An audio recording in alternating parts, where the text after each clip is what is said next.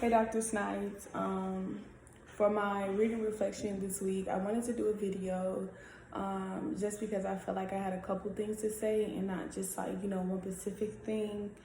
To begin with, I think this is a fairly interesting book. Kind of like how I told you last class, I really didn't have a lot of knowledge on trans students or just students who identify with being a different gender other than the one they were born at, and how they kind of navigate through the collegiate atmosphere.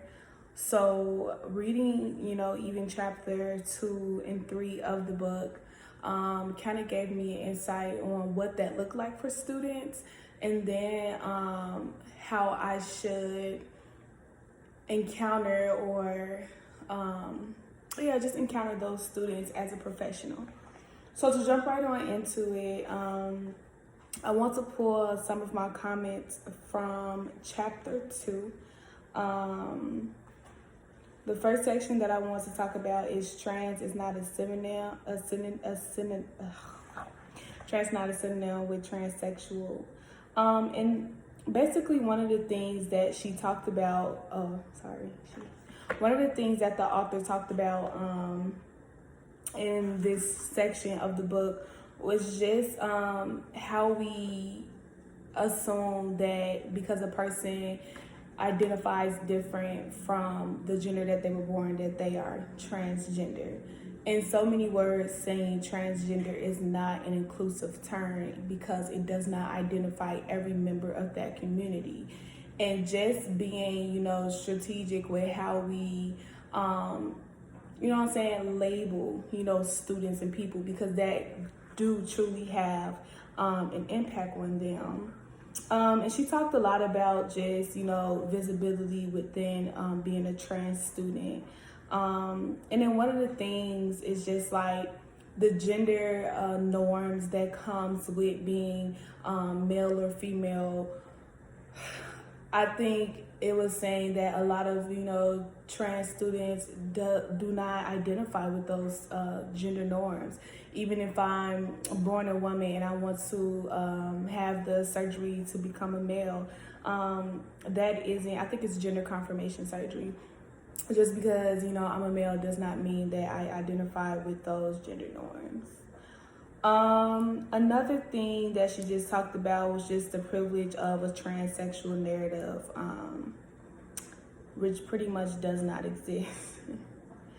A little bit about intersection.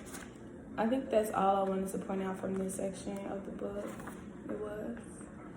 Okay, so going into another section that I kind of read and kind of, had me think, I'm so sorry, I'm cooking and I don't want my food to burn. I wish I could pause this video. I can't. Give me 2 seconds.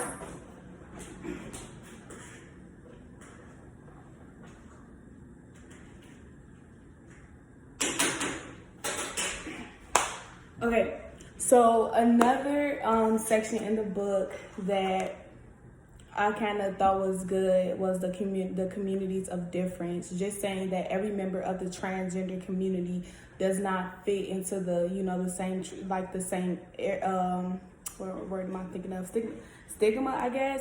So it's just like there is no trans community. Like because there are so many different types of just trans people, there like no community exists for them. And so what the author does, she refers to, trans students as kinship, trans kinship, because although, like for an example, there's an African American community, there's no way to say, that a black person is not black. The way you identify, the way you identify is just, the black community or the Hispanic community or minority community. So just different communities that does not exist for trans students because there are so many different. So one of the things that the author suggests, or that is kind of more prevalent on college campuses, is the kinship and the act of trans students who don't coming together to have these conversations and just thinking of a different way to understand like who they are in their gender.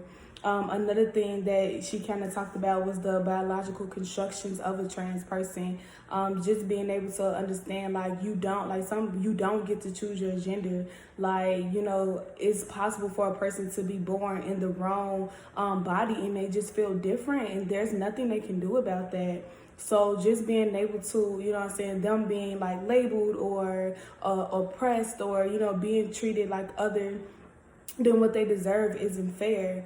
Also, you know, we'll talk a lot about, you know, the surgeries that come, you know, the trans surgeries and stuff like that, and just how, like, a lot of them health services or health insurance don't support that type of surgery, and it's expensive. So if a person, you know, was born in the wrong body and they wanted to, like, you know, have that surgery, they won't be able to because they either don't have medical insurance or their health insurance don't cover that surgery.